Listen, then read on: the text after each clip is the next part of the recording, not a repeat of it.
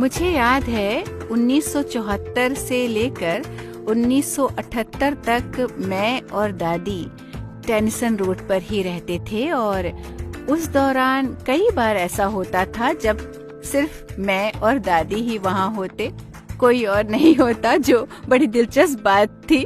हाँ।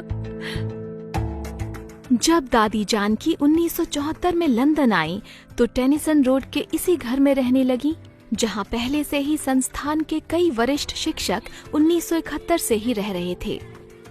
मगर दादी के आने के बाद सब कुछ बदल गया। मैं जब भी वहाँ जाती हूँ पुरानी यादें ताज़ा हो जाती हैं कि कभी दादी भी वहाँ रहती थीं और वो घर हमारे लिए बड़ा ही पवित्र और खास है। हाँ, हम सब के लिए वो घर बड़ा ही खास है। Welcome brothers. इस कमरे में आपको कमाल की वाइब्रेशंस मिलेंगी। मैं और दादी कभी इसी कमरे में रहते थे। रात में हम यहाँ सोते थे और दिन में क्लासेस लेने जाते थे और सुबह होते ही निकल जाते, लेकिन उसके पहले यहीं पर ध्यान भी लगाते थे। तब दुनिया बिल्कुल अलग थी।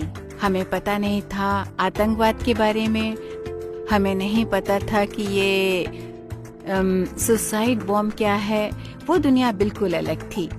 वही वो समय था जब हमने ध्यान लगाना शुरू किया था और लोग तब गमलों के बारे में सोचते थे।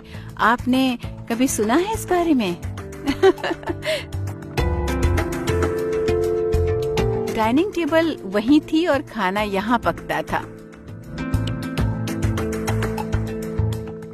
मैं उन उपदेशों के बारे में जानती थी जो हमें बताए जाते थे, लेकिन मेरे पास ऐसी कोई मिसाल नहीं थी कि मैं लोगों को बता सकूं कि यही सच्चाई है।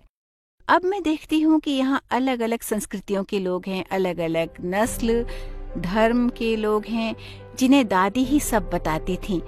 मैं भी उन्हें पढ़ाती थी, लेकिन दादी ही उन्हें अच्छी तरह से समझाती थी, उनके सवालों के जवाब देती थीं और फिर इस तरह से उन्हें तैयार करती थीं कि वो इस दुनिया में एक योगी की तरह रह सकें। और देखिए ना, आज दुनिया उन्हें ही योगिक सिद्धांतों के रूप में जानती है।